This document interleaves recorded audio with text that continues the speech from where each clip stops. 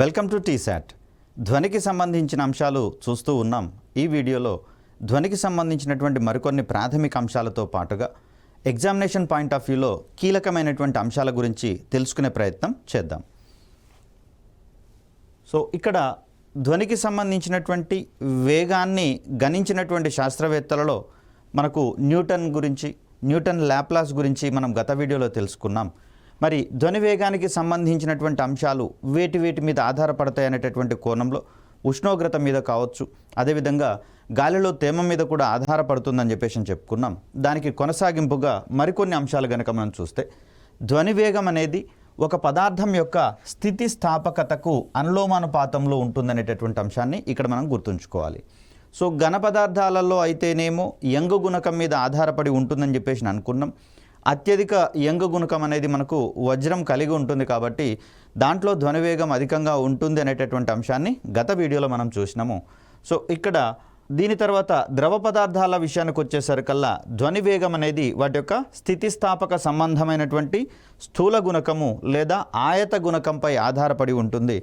వేటికైతే ఈ విలువ అధికంగా ఉంటుందో దాంట్లో ధ్వనివేగం అనేది అత్యధికంగా ఉంటున్నటువంటి అంశాన్ని ఇక్కడ మనం గుర్తుంచుకోవాలి. సో ధ్వనివేగం అనేది పదార్థాల యొక్క స్థూల ధర్మాల మీద కూడా ఆధారపడుతున్నటువంటి పరిస్థితులలో ఇది కూడా మనకు ఎగ్జామినేషన్ పాయింట్ ఆఫ్ వ్యూలో కొంచెం కీలకంగా మారేటటువంటి అంశంగా కనిపిస్తుంది. దీని తర్వాత చూస్తే మనకు మరొక ముఖ్యమైనటువంటి ఆస్పెక్ట్గా గాలిలో ధ్వనివేగంతో వస్తువుల యొక్క వేగాన్ని పోల్చి వాటిని వివరించేటటువంటి క్రమాన్ని కూడా మనం ఇక్కడ చూస్తాం. సో ఆ క్రమంలో గాలిలో ధ్వనివేగాన్ని వస్తువుల యొక్క వేగాలను పోల్చి మ్యాక్ నెంబర్గా మనం వివరించే ప్రయత్నం చేస్తాం. సో ఆ సందర్భంలో Mach number is equal to ఒక వస్తువు యొక్క వేగము బై గాలిలో ధ్వనివేగం అనేటటువంటి ఒక నిష్పత్తి. దీనికి సంబంధించి నిష్పత్తి అనేది మనకు ఒక నెంబర్ ఇస్తుంది కాబట్టి, ప్యూర్ నెంబర్ని ఇస్తుంది కాబట్టి ఆ రకంగా మనము మ్యాక్ నెంబర్ అనేటటువంటి దాన్ని చూస్తూ ఉన్నాం. ఈ మ్యాక్ నెంబర్ అనేటటువంటి పదము ఎర్నెస్ట్ మ్యాక్ అనేటటువంటి శాస్త్రవేత్త పేరు మీదుగా ఈ నిష్పత్తికి మ్యాక్ నెంబర్ అనేటటువంటి పేరును తీసుకోవడం జరిగింది. మరి తను చేసిన పని ఏంటి అంటే షాక్ వేవ్స్ అనేటటువంటి పదం. సో ఇక్కడ సూపర్సోనిక్ వేగాలతో వస్తువులు ప్రయాణించేటటువంటి సందర్భంలో వెలువడేటటువంటి తరంగాలను మనము షాక్ వేవ్స్ అని, సోనిక్ బూమ్స్ అనేటటువంటి పేర్లతోటి మనం చెప్తూ ఉంటాం. మరి ఆ సందర్భంలో షాక్ వేవ్స్ వల్ల ఎలాంటి దుష్ప్రయోజనాలు ఉన్నాయి, వాటి యొక్క దుష్ప్రభావాల మీద కృషి చేసినటువంటి వ్యక్తిగా, పరిశోధన చేసినటువంటి వ్యక్తిగా ఎర్నెస్ట్ మ్యాక్ మనకు కనిపిస్తూ ఉన్నాడు. కాబట్టి ఈ ధ్వనిని పోల్చేటటువంటి విషయంలో ఆ నిష్పత్తికి తన యొక్క పేరును అందించడం అనేది జరిగింది. సో ఇక్కడ వస్తువు వేగము బై గాలిలో ధ్వని వేగము, ఈ రెండిటి యొక్క నిష్పత్తిని మనం ఇక్కడ మ్యాక్ నెంబర్గా చెప్పుకుంటూ ఉన్నాం. ఈ సందర్భంలో మనకు 3 రకాలైనటువంటి విలువలు ఇక్కడ మనకు వచ్చేటటువంటి అవకాశం ఉంది. సో నిష్పత్తి విషయానికి వచ్చేసరికల్లా మనకు అది 1కి సమానమయ్యే అవకాశం అన్నా ఉంది, లేదా 1 కంటే తక్కువ అయ్యే అవకాశం అన్నా ఉంది, లేదా గ్రేటర్ దాన్ 1 అయ్యేటటువంటి అవకాశం కూడా ఇక్కడ మనకు ఉంది. సో ఎప్పుడు 1 కంటే తక్కువ అవుతుంది, ఎప్పుడు 1తో సమానం అవుతుంది, ఎప్పుడు 1 కంటే ఆ నిష్పత్తి విలువ ఎక్కువ అవుతుంది అనేటటువంటి కోణాల మీద ఆధారపడి ఈ వాల్యూస్ని మనం ఎక్స్ప్లెయిన్ చేసేటటువంటి ప్రయత్నం చేస్తాం. సాధారణంగా చూడండి, మనకు లవము, హారం అనేటటువంటి 2 అంశాలు మనకి ఇక్కడ కనిపిస్తూ ఉన్నాయి. ఎప్పుడైతే లవం యొక్క విలువ తక్కువగా, హారం యొక్క విలువ ఎక్కువగా ఉన్నట్లయితే ఆ నిష్పత్తి యొక్క విలువ 1 కంటే తక్కువగా ఉంటుందని చెప్తాం. సో ఏ వస్తువు యొక్క మ్యాక్ నెంబర్ అయితే 1 కంటే తక్కువగా ఉంటుందో ఆ సందర్భంలో ఆ వస్తువు యొక్క వేగము గాలిలో ధ్వనివేగం కంటే తక్కువగా ఉంటుంది అనేది గుర్తుపెట్టుకోవాలి. సో ఇక్కడ లవం అనేది తక్కువగా ఉంటుంది, హారం అనేది అధిక విలువను కలిగి ఉంటుంది. సో ఇక్కడ మనకు తెలుసు గాలిలో ధ్వనివేగం అనేది 330 మీటర్స్ పర్ సెకండ్గా మనం గతంలో చెప్పుకున్నాం. కాబట్టి మరి ఆ సందర్భంలో ఈ స్పీడ్ కంటే తక్కువ వేగంతో ప్రయాణించేటటువంటి వస్తువుల యొక్క వేగాన్ని గనక మనం పోల్చినప్పుడు ఆయా వస్తువులకు ఉండేటటువంటి మ్యాక్ నెంబర్ని మనము <1 1 కంటే తక్కువగా ఉంటుంది అని చెప్పేసి చెప్తాం. సో మరొక సందర్భంలో ఇక్కడ నిష్పత్తి యొక్క విలువ 1కి సమానం అవుతుంది అని చెప్తున్నాం. అంటే లవం యొక్క విలువ, హారం యొక్క విలువ 2 సమానంగా ఉన్నప్పుడు ఆ నిష్పత్తి యొక్క విలువ 1కి సమానం అవుతుంది. కాబట్టి ఈ సందర్భంలో లవము హారము రెండూ కూడా సమానం కావాలి. అంటే దాని అర్థము ఆ వస్తువు యొక్క వేగము గాలిలో ధ్వని వేగానికి సమానమైతే దాని యొక్క మ్యాక్ నెంబర్ 1గా మనం కన్సిడర్ చేస్తాం. మరి ఈ సందర్భంలో వస్తువు యొక్క మ్యాక్ నెంబర్ 1 అంటే అర్థం ఏంటి అంటే ఆ వస్తువు గాలిలో ధ్వని వేగానికి సమానమైనటువంటి వేగంతో ప్రయాణించేటటువంటి ధర్మాన్ని కలిగి ఉంటుందని చెప్పేసి అని మనం ఇక్కడ అర్థం చేసుకోవాలి. ఇక్కడ గ్రేటర్ దాన్ 1 అంటే 1 కంటే ఎక్కువ ఎప్పుడు ఉంటుంది అంటే హారము కంటే లవం యొక్క విలువ ఎక్కువ ఉందనుకోండి. అలాంటి సందర్భాలలో ఆ నిష్పత్తి యొక్క మ్యాక్ నెంబర్ 1 కంటే ఎక్కువగా ఉండే అవకాశం ఉంది. కాబట్టి ఈ సందర్భంలో చూస్తే వస్తువు అనేది గాలిలో ధ్వని వేగానికంటే అధికమైనటువంటి వేగము లేదా గాలిలో ధ్వని వేగానికి మించిన వేగంతో ప్రయాణిస్తుందని చెప్పేసి అర్థం వస్తుంది. మరి ఏ వస్తువులు ఆ ప్రయాణాలు చేసేటటువంటి అవకాశాలు ఉన్నాయి అంటే గాలిలో ధ్వని వేగంతో సమానమైన వేగంతో పోయే అవకాశాలు ఉన్నాయి, తక్కువ వేగంతో ప్రయాణించేటటువంటి అవకాశం ఉంది, అధిక వేగాలతోటి ప్రయాణించేటటువంటి అవకాశాలు ఉన్నాయి. అదేవిధంగా వాటికి సంబంధించి కొన్ని పేర్లు కూడా మనం పెట్టుకున్నటువంటి పరిస్థితులలో మొదటగా మనం మ్యాక్ నెంబర్ని పరిచయం చేసుకున్నాం. మ్యాక్ నెంబర్కి సంబంధించి 3 కేసెస్, 1 కంటే తక్కువ విలువ అయ్యేటటువంటి సందర్భము, 1కి సమానం అయ్యేటటువంటి సందర్భము, 1 కంటే అధికమయ్యేటటువంటి సందర్భాల గురించి మనం మాట్లాడుకున్నాం. మరి ఇప్పుడు ఇంకొంచెం డీటెయిల్గా వాటి గురించి తెలుసుకునేటటువంటి ప్రయత్నం చేద్దాం. సో మొదటగా మనము మ్యాక్ నెంబర్, మ్యాక్ సంఖ్య లెస్ దాన్ 1 అన్నాం కదా, దానికి సంబంధించినటువంటి సిచ్యువేషన్గా దీన్ని మనం చూస్తాం. సో అలాంటి వేగాలను మనము సబ్ సోనిక్ వేగాలు అని చెప్తాం. అంటే ఏ వస్తువు యొక్క మ్యాక్ నెంబర్ అయితే 1 కంటే తక్కువగా ఉంటుందో ఆ వస్తువుల యొక్క వేగాలను మనం ఇక్కడ సబ్ సోనిక్ వేగాలుగా చెప్తాం. సో మ్యాక్ సంఖ్య 1 కన్నా తక్కువగా ఉండేటటువంటి వస్తువుల యొక్క వేగంగా దీన్ని మనం చెప్తాం. మరో రకంగా ఈ వస్తువులు గాలిలో ధ్వని వేగం కన్నా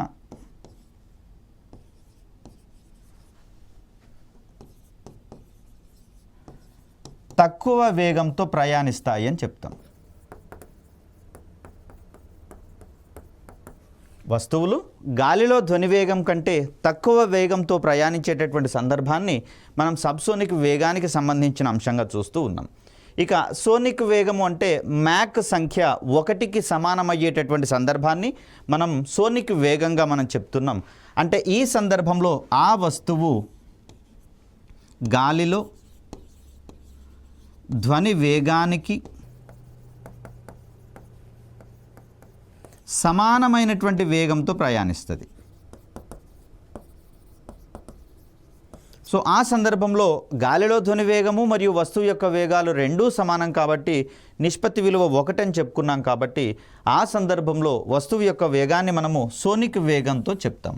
సో సబ్సోనిక్ వేగాలతోటి ఏ వస్తువులు లేదా వాహనాలు ప్రయాణిస్తాయి అంటే మనకు తెలిసినటువంటి అన్ని వాహనాలు, మనం వాడుతున్నటువంటి వాహనాలన్నీ కూడా సబ్సోనిక్ వేగాలతో ప్రయాణిస్తాయి అని చెప్పేసి అనుకుంటాం.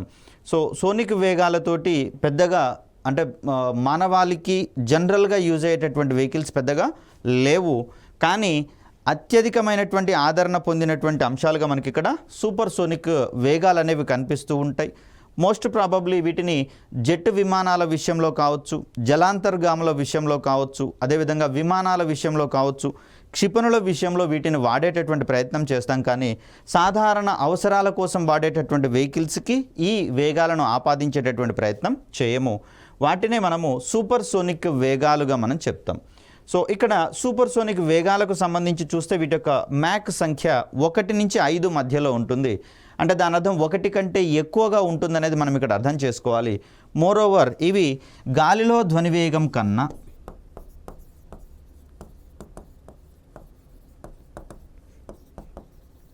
1 నుంచి 5 రెట్ల వేగంతో ప్రయాణిస్తాయి అని చెప్పేసి అంటాం.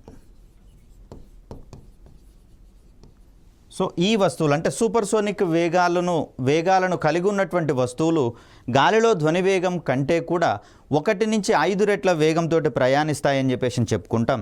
సో భారత్ రూపొందిస్తున్నటువంటి బ్రహ్మోస్ వంటి క్షిపణులు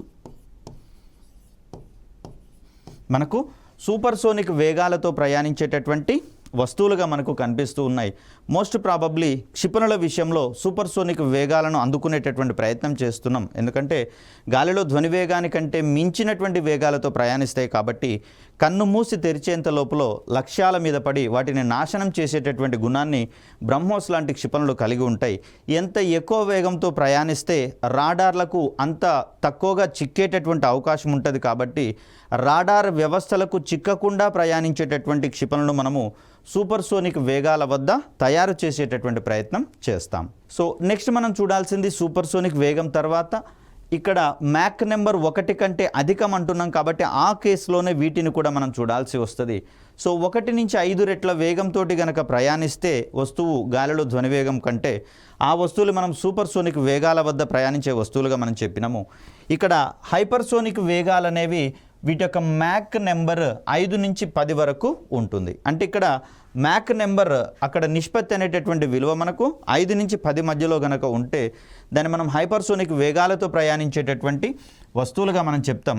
బ్రహ్మోస్ యొక్క వేగాన్ని మరింతగా పెంచేటటువంటి అంశాల కోసం మనం చూస్తూ ఉన్నాం. అదేవిధంగా ఈ మధ్యకాలంలో స్పేస్ సెక్టార్లో మనము రీయూజబుల్ లాంచ్ వెహికల్ సాంకేతికతల కోసం కూడా ప్రయత్నం చేస్తున్నటువంటి పరిస్థితులలో ఈ సాంకేతికతల దగ్గర మనం హైపర్సోనిక్ వేగాలను అందుకునేటటువంటి ప్రయత్నం చేస్తూ ఉన్నాం. అందుకు అనుకూలమైనటువంటి టెక్నాలజీని అడాప్ట్ చేసుకునేటటువంటి కోణంలో శాస్త్రవేత్తలు కృషి చేస్తూ ఉన్నారు.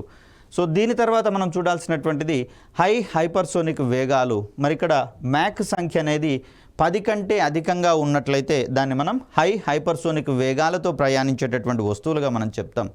సాధారణంగా ఈ వస్తువులు గాలిలో ధ్వని వేగం కంటే 10 రెట్లకు మించిన వేగంతో ప్రయాణించేటటువంటి ప్రయత్నం చేస్తాయి. కోర్స్ హైపర్సోనిక్ వేగాల వరకు మనం రీచ్ అయ్యేటటువంటి ప్రయత్నం చేశాం, కొంతవరకు సఫలం కూడా అవ్వడం జరిగింది. తర్వాత మనం హైపర్సోనిక్ వేగాలకు వెళ్ళేటటువంటి అవకాశాల కోసం ప్రయత్నాలు జరుగుతూ ఉన్నాయి. సో ఇలా మనకు 3 కేసెస్ విషయంలో మనకు మ్యాక్ నెంబర్కి సంబంధించి మనం చూస్తూ ఉన్నాం. సో ఇది <1 అయితే దీన్ని మనం సబ్సోనిక్ వేగాలుగా చెప్పినాం. =1 అనుకున్నప్పుడు దీన్ని మనం సోనిక్ వేగాలుగా వివరించినాం. సో >1 ఉన్నటువంటి సందర్భాలలో మనము 3 రకాలైనటువంటి సిచ్యువేషన్స్ గురించి మాట్లాడుకున్నాము. సూపర్ సోనిక్, అదేవిధంగా hypersonic, next one hypersonic.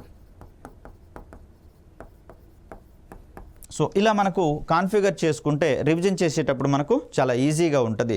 So ఇక్కడ మనకు అసర్షన్ రీజనింగ్ టైప్ క్వశ్చన్స్ పడేందుకు అవకాశం ఉంది, లేదా match the type of questions కూడా మనం ఎక్స్పెక్ట్ చేసేటటువంటి అవకాశం ఉంది. కాబట్టి ఈ రకమైనటువంటి అండర్స్టాండింగ్తో మనం ముందుకు వెళ్ళాల్సినటువంటి అవసరం ఉంది.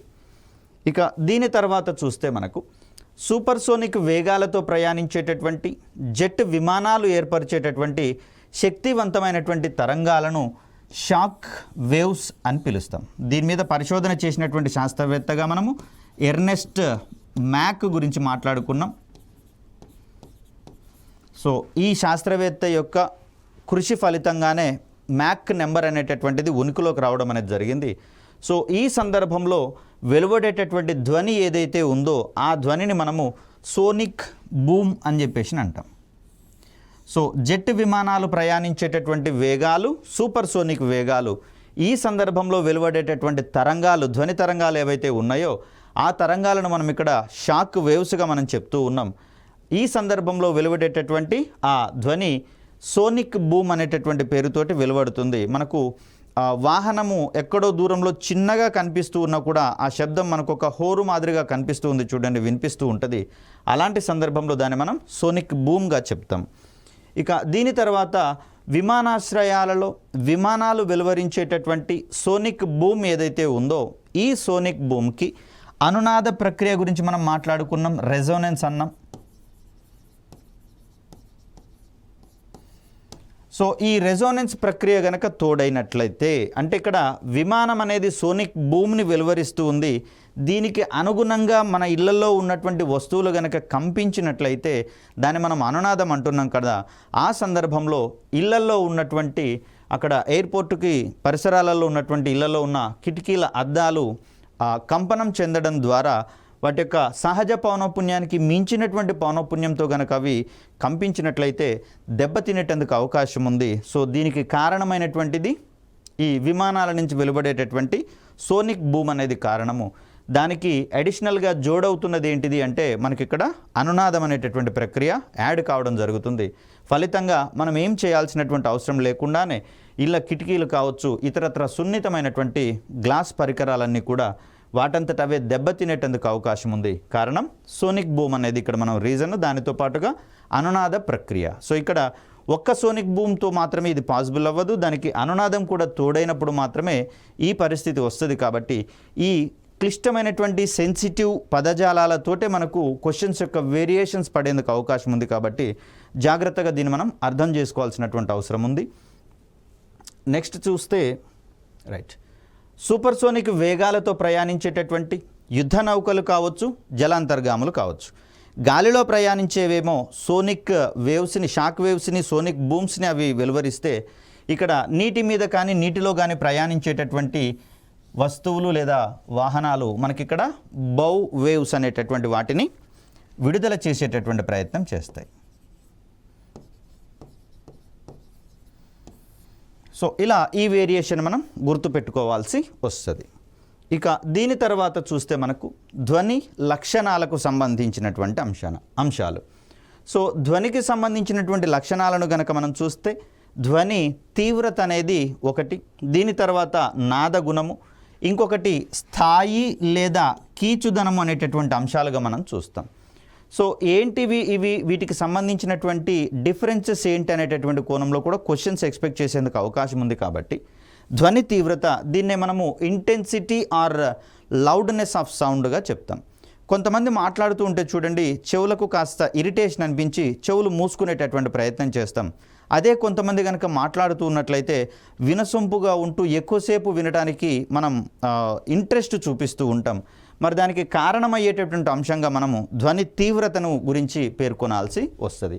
మరి ధ్వని తీవ్రత అంటే ఏంటో ఒకసారి గమనిస్తే, ధ్వని తరంగాలు ప్రమాణ వైశాల్యం గల ప్రదేశానికి లంబంగా బదిలీ చేసేటటువంటి శక్తి పరిమాణాన్ని మనం ధ్వని తీవ్రత అంటాం. ఇక్కడ ధ్వని కూడా ఒక రకమైనటువంటి శక్తి స్వరూపం అని మనం ఫస్ట్ క్లాస్లోనే స్టార్టింగ్లోనే చెప్పుకున్నాం. కాబట్టి ఆ సందర్భంలో అది ఎంత ప్రమాణ వైశాల్యం మీద లంబంగా ఎంత శక్తి పరిమాణాన్ని బదిలీ చేస్తుందో దాన్నే మనం ధ్వని తీవ్రతగా మనం చెప్తాం. సో ఈ సందర్భంలో ధ్వని తీవ్రత అనేది ధ్వని యొక్క కంపన పరిమితి వర్గానికి అనులోమానుపాతంలో ఉంటుంది అని చెప్పేసి చెప్తాం. సో ఇక్కడ ధ్వని తీవ్రత ఇంటెన్సిటీని ఐగా చూపిస్తే, కంపన పరిమితిని ఏగా మనం చూపిస్తే, I is directly proportional to A square అనేటటువంటి అంశంగా దీన్ని మనం చూస్తాం. అంటే కంపన పరిమితి అధికంగా ఉన్నట్లయితే ధ్వని తీవ్రత కూడా పెరుగుతుంది అనేటటువంటి కోణాన్ని ఇక్కడ మనం చూడాలి. సో అలా మనం దీన్ని అర్థం చేసుకుంటాం. ధ్వని తీవ్రతకు సంబంధించినటువంటి ప్రమాణాలను కనుక మనం చూస్తే డెసిబెల్, అంటే బెల్లో 10వ వంతుని మనం ఇక్కడ డెసిబెల్ అంటాం.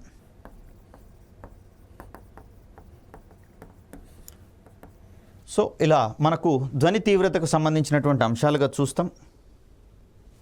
రైట్, ఇక్కడ ధ్వని తీవ్రతకు సంబంధించి కొన్ని అంశాలను కనుక మనం చూస్తే, చల్లగాలికి బయట గాలి ఊగుతున్నటువంటి సందర్భాలలో ఆ గాలి వల్ల కదిలేటటువంటి గడ్డి పరకలు చేసేటటువంటి ఆ ధ్వని తీవ్రతని మనము 0 డెసిబెల్గా చెప్తాం. 0 డెసిబెల్గా చెప్తాం. ఇక్కడ 30 నుంచి 40 డెసిబెల్ వరకు మన చెవి తట్టుకునేటటువంటి ప్రయత్నం చేస్తుంది. 40 డెసిబెల్స్ కంటే తీవ్రత గనక పెరుగుతూ ఉన్నటువంటి సందర్భాలలో చెవి మీద కాస్త బ్యాడ్ ఎఫెక్ట్ అనేది పడడం జరుగుతుంది. 60 నుంచి 70 గనక దాటినట్లయితే ఇక చెవులకు ఎంత మాత్రం ఇది ఓర్చుకునేటటువంటి స్వభావాన్ని కలిగి ఉండవు. కాబట్టి చూడండి, ఇటీవల కాలంలో పట్టణాలలో మ్యారేజెస్ సందర్భాలలో అక్కడ డీజే వంటి వాటిని నిషేధిస్తూ వెళ్తూ ఉన్నారు. ఎందుకంటే చాలామంది హార్ట్ అటాక్ వల్ల చనిపోయేటటువంటి అవకాశాలు ఉన్నాయి. మరి దీంట్లో రెజోనెన్స్ అనేటటువంటి ప్రక్రియ కూడా తోడ్పడుతూ ఉంది. ఎలా అయినా సరే ధ్వని తీవ్రత కావచ్చు, రెజోనెన్స్ కావచ్చు, డీజేల వల్ల ఆనందం కంటే విషాదకరమైనటువంటి సంఘటనలు ఎక్కువగా జరుగుతున్నటువంటి పరిస్థితులలో దాన్ని నిషేధించేటటువంటి ప్రయత్నం చేస్తూ ఉన్నాం. దీనికి ప్రధానమైనటువంటి కారణంగా దానికి అధిక ధ్వని తీవ్రత అనేది ఉంటుంది. కాబట్టి మరి దానివల్ల కలిగేటటువంటి దుష్ప్రభావాలుగా వీటిని మనం చూస్తాం. అదేవిధంగా పట్టణాలలో రణగొణ ధ్వనులు కూడా ఎక్కువగా ఉంటున్నటువంటి సందర్భాలలో ప్రజలు కాస్త మానసికంగా అశాంతికి లోనయ్యేటటువంటి సందర్భాలు కూడా ఎదురవుతూ ఉన్నాయి. దీనికి ప్రధాన కారణంగా వాటి యొక్క తీవ్రత ఎక్కువగా ఉండడం అనేటటువంటి అంశాన్ని ఇక్కడ మనం చూస్తాం. సో ఈ ఎక్స్ప్లెనేటరీ పాయింట్స్ అన్నీ కూడా మనకు అసర్షన్ రీజనింగ్ టైప్ ఆఫ్ క్వశ్చన్స్లో మనకు పడేటందుకు అవకాశం ఉంది కాబట్టి ఆ కోణంలో వీటిని అర్థం చేసుకోవాల్సి ఉంటుంది. దీని తర్వాత చూస్తే మనకు నాద గుణము, దీన్ని మనము క్వాలిటీ లేదా టింబర్ అనేటటువంటి పదంగా మనం చూస్తాం. ఏంటంటే ఒకేసారి వేర్వేరు పరికరాల నుండి శబ్దాలు గనక వెలువడినట్లయితే ఆ శబ్దాలను చెవి గనక గుర్తించగలిగేటటువంటి సామర్థ్యాన్ని మనం నాదగుణము అని చెప్పేసి అంటాం. ఫర్ సపోజ్ మనకు సంగీత కచేరీల సమయాల్లో చూడండి, రకరకాల వాయిద్య పరికరాలను అక్కడ గాత్రగాడు పాడుతూ ఉన్నటువంటి సందర్భంలో వాటిని ప్లే చేయడం అనేది జరుగుతుంది. మరి ఈ సందర్భంలో ఆసక్తి ఉన్నటువంటి వ్యక్తులైతే దాంట్లో ఏ ఏ రకాలైనటువంటి ఇన్స్ట్రుమెంట్స్ని వాయిస్తున్నారు, వినియోగిస్తున్నారు అనేటటువంటి కోణంలో వారు ఆ శబ్దాలను గనక గుర్తించి ఇన్స్ట్రుమెంట్స్ గురించి గనక చెప్పగలిగితే దాన్ని మనం నాద గుణానికి సంబంధించినటువంటి అంశంగా చూస్తాం. భారతీయ సంగీతానికి నాదగుణం అత్యధికంగా ఉంటుందని చెప్పేసి అంటాం. పాశ్చాత్య సంగీతం అనేది ఒక హోరు మాదిరిగా కనిపిస్తూ ఉంటుంది. అఫ్కోర్స్ దాన్నేం చిన్నదిగా చేయట్లేం మనం, కానీ ఆ సందర్భంలో దానికి నాదగుణం తక్కువగా ఉంటుంది కాబట్టి ఆ హోరులో ఎన్ని ఇన్స్ట్రుమెంట్స్ వాడారో కనుక్కోవడము కేవలం శబ్దాన్ని ఉపయోగించి మనకు కొంచెం కష్టమయ్యేటటువంటి అంశంగా చెప్తాం. ఇది భారతీయ సంగీతానికి ఉన్నటువంటి ఒక ప్రత్యేకతగా మనం చెప్పుకోవచ్చు. సో నెక్స్ట్ చూస్తే మనకి ఇక్కడ స్థాయిత్వము లేదా కీచుదనం అనేటటువంటి కోణాలు మనకు కనిపిస్తూ ఉన్నాయి. సో ఇక్కడే మనకు ఇంత క్రితం చెప్పుకున్నాం, కొంతమంది మాట్లాడుతూ ఉంటే ఇంపుగా వినాలనిపిస్తూ ఉంటుంది, కొంతమంది మాట్లాడుతుంటే కాస్త కొట్టాలనిపిస్తుంటుంది. మరి దానికి కారణమయ్యేటటువంటి మరొక ప్రక్రియగా స్థాయి లేదా కీచుదనం అనేది మనకు కనిపిస్తూ ఉంటుంది. సో ఇక్కడ ఒక శబ్దం కలిగించేటటువంటి అనుభూతిని ఆ శబ్దం యొక్క స్థాయి లేదా కీచుదనం అనేటటువంటి పదంగా మనం చెప్తాం. ఒక ధ్వని తరంగం యొక్క పౌనఃపున్యంపై ఈ కీచుదనం అనేది అధికంగా ఆధారపడి ఉంటుంది. ఒక శబ్దానికి పౌనఃపున్యం గరిష్టంగా ఉందనుకోండి, కీచుదనం ఎక్కువ అవుతుంది అని చెప్పేసి చెప్తాం. అంటే దాని యొక్క పిచ్ ఎక్కువ అవుతుంది అని చెప్పేసి చెప్తాం. పిచ్ అధికంగా ఉన్నటువంటి సందర్భాలలో ఆ పిచ్ దేనివల్ల వస్తుంది ఎక్కువగా అంటే అది చేసేటటువంటి కంపనాల సంఖ్య పెరుగుతూ ఉండడం వల్ల పిచ్ అనేది పెరుగుతుంది. దానివల్ల స్థాయి లేదా కీచుదనం అనేది పెరుగుతుందని చెప్పేసి అనుకున్నాం. కాబట్టి అధిక పౌనఃపున్యం ఉన్నటువంటి శబ్దాలన్నీ కూడా మనకు కాస్త ఇరిటేషన్ని కలిగించేటటువంటి శబ్దాలుగా మనం చూస్తాం. సో ఇక్కడ చూస్తే కంపన పరిమితి యొక్క ప్రభావం అనేది ఇక్కడ మనకు పిచ్ మీద ఉండదు, కేవలం పౌనఃపున్యం యొక్క ప్రభావం మాత్రమే పిచ్ మీద ఉంటుంది. పౌనఃపున్యం పెరుగుతూ ఉన్న కొద్దీ మనకు కీచుదనం అనేది పెరుగుతుంది. సో రాత్రి వేళల్లో గమనించండి, ఒక దోమ, ఇది మనకు కలిగించేటటువంటి డిస్టర్బెన్స్ మామూలుగా ఉండదు. అన్ని శబ్దాల కంటే కూడా ఎక్కువగా దోమ చేసేటటువంటి రొద మాత్రమే మనకు ఎక్కువగా వినిపించేటటువంటి అవకాశం ఉంది. దీనికి కారణం ఏంటంటే అది సెకన్కి దాని యొక్క రెక్కలను కదిలించేటటువంటి వేగం అనేది ఎక్కువగా ఉంటుంది. కాబట్టి ఆ సందర్భంలో దోమ రెక్కలు చేసేటటువంటి కంపనాల యొక్క సంఖ్య అధికంగా ఉంటుంది. దాన్నే మనం ఏమంటాం, పౌనఃపున్యం అధికంగా ఉంటుంది అని చెప్తాం. మరి పౌనఃపున్యం అధికంగా ఉంటే మనం కీచుదనం అధికంగా ఉంటుంది. కీచుదనం అధికంగా ఉన్నటువంటి శబ్దాలను మనం కాస్త ఇరిటేషన్కి గురయ్యేటటువంటి అవకాశం ఉందని చెప్పేసి అనుకున్నాం. కాబట్టి మరి ఈ సందర్భంలో దోమ వెలువరించేటటువంటి రొద మనకు డిస్టర్బెన్స్ ఎక్కువగా కలిగిస్తుంది. దీనికి కారణం ఏంటి అంటే ఆ రెక్కలకు, అంటే రెక్కలు కదిలించేటటువంటి వేగం ఎక్కువ లేదా సంఖ్య ఎక్కువ, పౌనఃపున్యం ఎక్కువ, కీచుదనం ఎక్కువ అని చెప్పేసి చెప్తాం. సో అధిక పౌనఃపున్యము, తక్కువ కంపన పరిమితి ఉన్నటువంటి సందర్భాలలో వీటిని మనం చూస్తాం. వీటితో పాటుగా చిన్నపిల్లల అరుపులు కావచ్చు. కాబట్టి చిన్నపిల్లలను ఒకసారి అడిగి చూడండి, ఎందుకు అలా అరుస్తున్నావు అంటే, నువ్వేదన్నా ఇవ్వాలంటే నేను అరిస్తేనే ఇస్తారు అని చెప్పేసి ఒక సమాధానం వాళ్ళు ఇవ్వడం అనేది జరుగుతుంది. సరే, ఎవరికి తెలియకపోతే నేనే ఉపాయం చెప్పినని చెప్పేసి అనుకోకూడదు. దీనికి బేసిక్ రీజన్ ఇదనమాట. ఎందుకంటే చాక్లెట్ కొనివ్వండి అని కానీ, ఐస్ క్రీమ్ కొనివ్వండి కానీ, వాళ్ళు చేసేటటువంటి గొడవలో ఏముంటుంది అంటే పౌనఃపున్యం అధికంగా ఉంటుంది. సో దట్ కీచుదనం అధికంగా ఉంటుంది. ఆ కీచుదనం వల్ల కలిగే ఇరిటేషన్ని తట్టుకోవడం కోసమైనా మనం వాళ్ళకు ఐస్ క్రీమ్ కానీ చాక్లెట్ కానీ కొనిచ్చేటటువంటి ప్రయత్నం చేస్తాం. మహిళా మనులు ఇక్కడ కొంచెం నన్ను అపార్థం చేసుకోవద్దు. వీరి యొక్క శబ్దాలు వెలువరించేటటువంటి క్రమంలో కూడా పౌనఃపున్యం అధికంగా ఉంటుందంటారు, కంపన పరిమితి తక్కువగా ఉంటుందని చెప్పేసి చెప్తారు. కాబట్టే కొన్ని విషయాలలో మగవారు వీరు ఏదన్నా మాట్లాడితే కఠోరంగా మాట్లాడితే ఎక్కువ పట్టించుకొని ఉదంతాలు ఎక్కువగా ఉన్నాయి. కారణం ఏంటంటే మహిళల యొక్క స్వరానికి ఉండేటటువంటి కీచుదనం అధికంగా ఉంటుంది, పిచ్ ఎక్కువగా ఉంటుంది. కాబట్టి ఒక అపవాదు ఉంది ఇక్కడ, పిచ్ లేస్తుందని చెప్పేసి అని దీనికి రీజన్గా దీన్ని మనం చెప్తాం. సో వీటన్నిటికీ అధిక పౌనఃపున్యం ఉంటుంది కాబట్టి స్థాయిత్వము లేదా కీచుదనం అనేది ఎక్కువగా ఉంటుంది. హై ఇంపాక్ట్ ఉండేటటువంటి అంశాలుగా వీటిని మనం చూస్తాం. సో మరి అధిక పౌనఃపున్యటువంటి శబ్దాల గురించి మనం మాట్లాడుకున్నాం. మరి తక్కువ పౌనఃపున్యం ఉన్నటువంటి శబ్దాల గురించి కనుక మనం మాట్లాడుకుంటే లేదా తక్కువ కీచుదనం ఉన్నటువంటి శబ్దాలు, ఇది సింహం యొక్క సింహనాదం అంటాం చూడండి, సింహ గర్జన.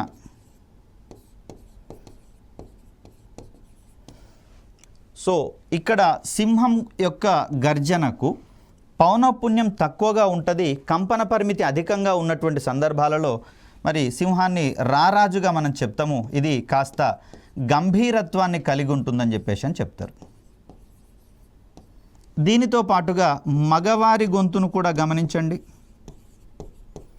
కాస్త గంభీరంగా ఉండేటటువంటి అంశంగా దీన్ని మనం చూస్తాం. ఎందుకంటే ఇక్కడే కాస్త ఆధిపత్యం మగవారిది కనిపిస్తుంది, మిగతా విషయాలలో సరే మహిళలది ఉంటుందా జెంట్స్ది ఉంటుందా పక్కకు పెడితే వీరి స్వరాలకు ఉండేటటువంటి కీచుదనం తక్కువ అని చెప్పేసి అంటారు. ఎందుకంటే అక్కడ మగవారి గొంతులో స్వరపేటికలు ఉంటాయి కదండి, ఇవి చేసేటటువంటి కంపనాల సంఖ్య తక్కువగా ఉంటుంది, కంపన పరిమితి అధికంగా ఉంటున్నటువంటి పరిస్థితులలో మరి మగవారి గొంతుకు గనక గమనిస్తే స్థాయిత్వము లేదా కీచుదనం అనేది తక్కువగా ఉంటుంది. కాబట్టి ఒకంత గంభీరమైనటువంటి స్వరాలను వెలువరించేటటువంటి పరిస్థితులలో మగవారి గొంతు అనేది కనిపిస్తూ ఉంటుంది. కాబట్టి సో ఇక్కడ మనకు ఈ అప్లికేషన్ ఓరియంటేషన్లో మనకు assertion reasoning type of questions కూడా పడేటందుకు అవకాశం ఉంది, లేదా స్టేట్మెంట్ రిలేటెడ్ క్వశ్చన్స్ కూడా మనకి ఇక్కడ ఎక్స్పెక్ట్ చేసేటందుకు అవకాశం ఉంది. కాబట్టి ఈ చిన్న కీ డిఫరెన్సెస్ ఆధారంగానే మనకు అక్కడ క్వశ్చన్స్ ఫ్రేమింగ్ అనేది జరుగుతుంది.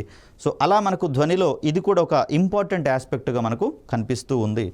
ఇక మరికొన్ని అంశాలను కనుక మనం చూస్తే ధ్వని తీవ్రత అనేది శబ్ద జనకానికి మరియు పరిశీలకునికి మధ్యన ఉన్నటువంటి దూరం యొక్క వర్గానికి విలోమానుపాతంలో ఉంటుందని చెప్పేసి అంటున్నారు. అంటే ఇక్కడ ఒక శబ్ద జనకం ఉంది అని చెప్పేసి అనుకుందాం. ఒక పరిశీలకుడు ఇక్కడ వింటూ ఉన్నటువంటి పరిస్థితులలో వీరిద్దరి మధ్య ఉన్నటువంటి దూరము పెరుగుతూ ఉంటే ధ్వని తీవ్రత తగ్గుతూ ఉంటుంది. అంటే దూరాన్ని మనం 6 అనుకున్నప్పుడు 6 విలువ పెరుగుతూ ఉన్నప్పుడు ఐ విలువ అనేది తగ్గుతూ పోతూ ఉంటుంది. ఒకవేళ 6 విలువ తగ్గుతూ ఉంటే అంటే దట్ మీన్స్ ఆ వ్యక్తి శబ్దజనకానికి దగ్గరగా వస్తున్నట్లయితే ధ్వని తీవ్రత యొక్క పరిమాణము పెరిగేటటువంటి అవకాశం ఉంది. పౌనఃపున్యంలో మార్పు ఉండడం లేదు, కానీ తీవ్రతలో మార్పు అనేది అక్కడ ఏర్పడుతుంది. మరి ఈ అంశాన్ని ఆధారంగా చేసుకొని ఒక ప్రముఖమైనటువంటి ఎఫెక్ట్ గురించి మనం మాట్లాడుకోవాల్సి వస్తుంది. దీన్నే మనం డాప్లర్ ఎఫెక్ట్గా చెప్తాం. సో డాప్లర్ ఫలితం అంటే ఏంటి? ఇక్కడ శబ్దజనకము మరియు పరిశీలకునికి మధ్య, శబ్దజనకము మరియు పరిశీలకునికి మధ్య సాపేక్ష చలనం ఉంటున్నప్పుడు, అంటే వారి యొక్క స్థానాలు మారుతూ ఉన్నటువంటి సందర్భంలో మాత్రమే డాప్లర్ ఎఫెక్ట్ పనిచేస్తుంది. అలా కాకుండా శబ్దజనకం చుట్టూ ఒక నిర్దేశితమైనటువంటి దూరంలో తిరుగుతూ ఉన్నప్పుడు లేదా పరిభ్రమిస్తున్నటువంటి వస్తువుల సందర్భాలలో మనకు డాప్లర్ ఎఫెక్ట్ అనేది కనిపించదనేది గుర్తుపెట్టుకోవాలి. సో ఇలా శబ్దజనకము మరియు పరిశీలకునికి మధ్య సాపేక్ష చలనం ఉన్నటువంటి సందర్భాలలో పరిశీలకుడు వినేటటువంటి ధ్వని పౌనఃపున్యంలో మార్పు ఏర్పడుతున్నట్లుగా భావించబడడాన్ని మనం ఇక్కడ డాప్లర్ ప్రభావము అంటాం. సో ఇక్కడ ఈ పౌనఃపున్యంలో మార్పు వచ్చినట్లుగా కనిపించడం వల్ల మనకు ధ్వని తీవ్రత మారుతున్నట్లుగా మనకు కనిపిస్తూ ఉంటుంది. కొన్ని శబ్దాలను చూడండి, దూరం నుంచి విన్నప్పుడు పర్వాలేదు అనిపిస్తుంది, కానీ అదే శబ్దాలను చాలా దగ్గరగా వింటున్నటువంటి సందర్భాలలో చెవులు మూసుకోవాలనిపించేటటువంటి అంశాన్ని మనం చూస్తాం. మరి దూరంగా ఉన్నప్పుడు ఆ శబ్దం యొక్క పౌనఃపున్యంలో ఏమైనా మార్పు ఉందా అంటే అక్కడ మార్పు అనేది శబ్దం యొక్క పౌనఃపున్యంలో కాదు, దూరం పెరగడం వల్ల ధ్వని తీవ్రతలో మార్పు వస్తుందని చెప్పేసి అనుకున్నాం, తగ్గుతుంది అనుకున్నాం కదా. ఈ సందర్భాన్ని మనం ఇక్కడ అన్వయించుకోవాల్సి వస్తుంది. సో దీనికి సంబంధించి కొన్ని అంశాలు చూసే ప్రయత్నం చేద్దాం. ధ్వని తీవ్రత అనేది శబ్ద జనకానికి మరియు పరిశీలకునికి మధ్యనున్న దూరం యొక్క వర్గానికి విలోమానుపాతంలో ఉంటుందని చెప్పేసి మాట్లాడుకున్నాం. సో ఇలాంటి సందర్భంలో మనకు డాప్లర్ ఫలితాన్ని అన్వయించుకునేటటువంటి ప్రయత్నం చేస్తాం. మరి దాన్ని ఏ ఏ సందర్భాలలో వాడే ప్రయత్నం చేస్తాం అనేది కూడా మనకు చాలా కీలకమైనటువంటి అంశం. స్పీడ్ గన్స్ పనిచేయడంలో హైవేల మీద కావచ్చు, వాహనాలు మితిమీరిన వేగంతో, అంటే అక్కడ మెన్షన్ చేసిన వేగానికంటే మించినటువంటి వేగంతో గనక ప్రయాణిస్తూ ఉంటే ఆ వాహనాల యొక్క వేగాన్ని కనుక్కునేటటువంటి సందర్భంలో అక్యురేట్గా మెజర్ చేయడానికి స్పీడ్ గన్ ఉపయోగపడుతుంది. దీని తర్వాత తుఫానుల రాకను పరిగణించేటటువంటి క్రమంలో, తుఫానుల యొక్క గాలుల వేగాన్ని కొలిచేటటువంటి క్రమంలో మనకు ఉపయోగపడేటటువంటి సాంకేతికత కూడా డాప్లర్ ఫలితమే. దీని ఆధారంగా డాప్లర్ సైక్లోన్ డిటెక్టింగ్ రాడార్స్ అనేవి పనిచేస్తూ ఉంటాయి. అదేవిధంగా గ్రహాల యొక్క పరిభ్రమణ వేగాలను గమనించడంలో కూడా మనకు ఇదే రకమైనటువంటి డాప్లర్ ఎఫెక్ట్ అనేది మనకు కనిపిస్తూ ఉంటుంది. సో ఇక్కడ డాప్లర్ ఎఫెక్ట్ పనిచేయనటువంటి సందర్భాల గురించి కూడా కొన్ని సందర్భాలలో అడుగుతున్నటువంటి పరిస్థితులు. ఇక్కడ ఏదైనా ఒక స్టేషన్లో, బస్ స్టేషన్ కావచ్చు, రైల్వే స్టేషన్లో కావచ్చు, ఒక వ్యక్తి వెయిట్ చేస్తున్నటువంటి సందర్భంలో తనను సమీపిస్తున్నప్పుడు, ఆ వాహనాలు సమీపిస్తున్నప్పుడు అవి వెలువరించేటటువంటి శబ్దం యొక్క పౌనఃపున్యము లేదా ఇక్కడ తీవ్రత అనేది పెరుగుతూ ఉన్నట్లుగా అనిపిస్తుంది. తన నుంచి దూరంగా వెళ్తున్నటువంటి సందర్భంలో ఆ ధ్వని యొక్క తీవ్రత తగ్గుతూ ఉన్నట్లుగా అనిపిస్తుంది. అంత మాత్రం చేత ఈ వస్తువులు కావచ్చు, ట్రైన్స్ కావచ్చు, వాహనాలు కావచ్చు, వెలువరించే శబ్ద పౌనఃపున్యంలో మార్పు ఉండదు. కానీ తన నుంచి దగ్గరగా లేదా దూరంగా వెళ్తున్నప్పుడు మాత్రం ఆ ధ్వని యొక్క తీవ్రతలో మార్పు వస్తుందని చెప్పేసి అంటాం. ఒకవేళ ఈ పరిశీలకుడు ఈ వాహనంలోనే గనక ఉన్నట్లయితే అప్పుడు డాప్లర్ ఫలితం అనేది కనిపించదు. సో కదిలే వాహనంలో ఉన్నటువంటి ప్రయాణికునికి ఎలాంటి డాప్లర్ ఫలితం యొక్క ప్రభావం ఉండదు. కానీ వాహనం యొక్క వెలుపల వెయిట్ చేస్తున్నటువంటి వ్యక్తికి మాత్రం ఈ డాప్లర్ ఎఫెక్ట్ అనేది కనిపిస్తూ ఉంటుంది. అదేవిధంగా సర్కస్లో గనక మనం గమనిస్తే, ఇక్కడ సర్కస్లో ఒక వాహనాన్ని గుండ్రంగా తిప్పుతూ ఉంటారు, మధ్యలో ఒక పరిశీలకుడు ఉంటాడు. ఈ సందర్భంలో కూడా తన మీద ఎలాంటి డాప్లర్ ఫలితం అనేది కనిపించదు అనేటటువంటి కోణాన్ని ఇక్కడ మనం గుర్తుంచుకోవాలి. సో ఇక్కడ ధ్వనులకు సంబంధించినటువంటి రకాల మీద కూడా మనకు క్వశ్చన్స్ పడేందుకు అవకాశం ఉంది. సో దీన్ని జనరల్గా వివరించుకునేటటువంటి ప్రయత్నం చేద్దాం. సో ఒక నెంబర్ లైన్ని గనక మనం తీసుకుంటే, సో దీంట్లో ధ్వని యొక్క పౌనఃపున్యాలను హెడ్జ్లో కొలుస్తామని చెప్పేసి అనుకున్నప్పుడు 20 హెడ్జ్ అనేటటువంటి దాన్ని, అదేవిధంగా 20,000 హెడ్జ్, దీన్నే కొన్ని సందర్భాల్లో 20K హెడ్జ్ అనేటటువంటి పదంగా కూడా చెప్తారు. అంటే 20 కిలో హెడ్జ్ అని, కిలో అంటే 1000 కాబట్టి ఈ సందర్భంలో మనం 20,000 హెడ్జ్గా మనం చూస్తాం. సో ఇక్కడ జాగ్రత్తగా గమనిస్తే మానవుని యొక్క చెవి అనేది కేవలము ఈ 20 హెడ్జ్ నుంచి 20,000 హెడ్జ్ మధ్యలో ఉన్నటువంటి పౌనఃపున్యాలను మాత్రమే గ్రహించేటటువంటి ప్రయత్నం చేస్తుంది. కాబట్టి దీన్ని మనము శ్రవ్య అవధి అనేటటువంటి పేరుతోటి చెప్తాం. ఆడిబుల్ రేంజ్ అంటాం దీన్ని. సో ఇక్కడ 20 హెడ్జ్ కంటే తక్కువ ఉన్నటువంటి ఈ ధ్వనులను మనము పరశ్రావ్యాలు అంటాం. వీటిని మనం ఇన్ఫ్రాసోనిక్స్ అని చెప్తాం. సో 20,000 హెడ్జ్ కంటే అధికంగా ఉన్నటువంటి పౌనఃపున్యాలను మనము అల్ట్రాసోనిక్స్ అని, దీన్నే మనము అతిధ్వనులు అనేటటువంటి పేరుతోటి చెప్తాం. సో పరశ్రవ్యాలు కనుక మనం గమనిస్తే ప్రత్యేకమైనటువంటి సందర్భాలలో మాత్రమే పరశ్రవ్యాలు వెలువడేందుకు అవకాశం ఉంటుంది.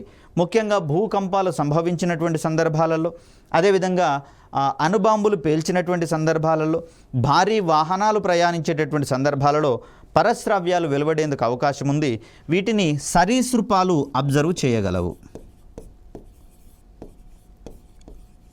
కాబట్టే చూడండి, భూకంపాలు వచ్చేటటువంటి సందర్భాలలో పాములు కావచ్చు, ఈ నేల బొరియలలో ఉండేటటువంటి ఎలుకలు లాంటివి విపరీతమైనటువంటి వేగాలతో అటు ఇటు తోచకుండా పరిగెత్తడం అనేది చూస్తూ ఉంటాం. ఆ సందర్భంలో సరీసృపాలు చేసేటటువంటి ఈ ఏమంటారు అసహజమైనటువంటి చర్యల వల్ల మనం భూకంపం వస్తుందని చెప్పేసి పసిగట్టవచ్చు.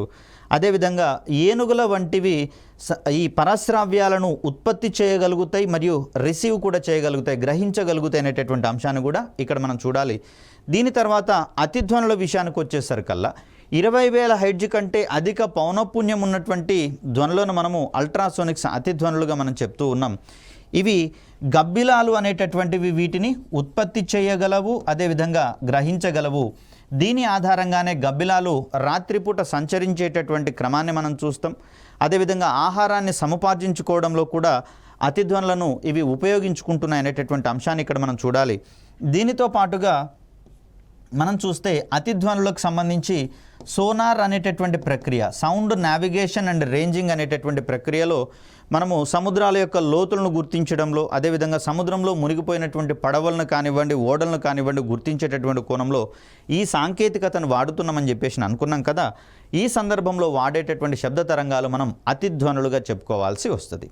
ఇక అతిధ్వనులను భారీ పరిమాణంలో ఉండేటటువంటి పాల వంటి వాటిలలోకి ఈ అతిధ్వనులను పంపించినట్లయితే అవి వాటి యొక్క ఉష్ణోగ్రతను పెంచేటటువంటి ప్రయత్నం చేస్తాయి. కాబట్టి మరి ఆ కోణంలో మనకు గాయాలు కలగకుండా, రక్తం కారకుండా శస్త్రచికిత్సలు చేసేటటువంటి కోణంలో కూడా, అంటే ఇప్పుడు కిడ్నీలో ఉన్నటువంటి రాళ్ళను పలగొట్టడంలో కూడా అతిధ్వనులను ఉపయోగించుకుంటూ వెళ్తూ ఉన్నాం.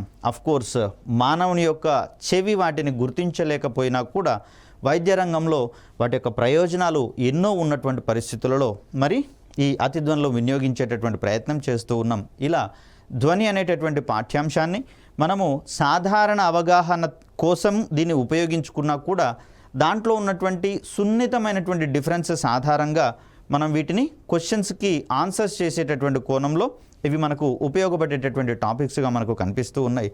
మరొక టాపిక్తో మీ ముందుకు వచ్చేటటువంటి ప్రయత్నం చేస్తాను. అప్పటి వరకు సెలవు. ధన్యవాదాలు.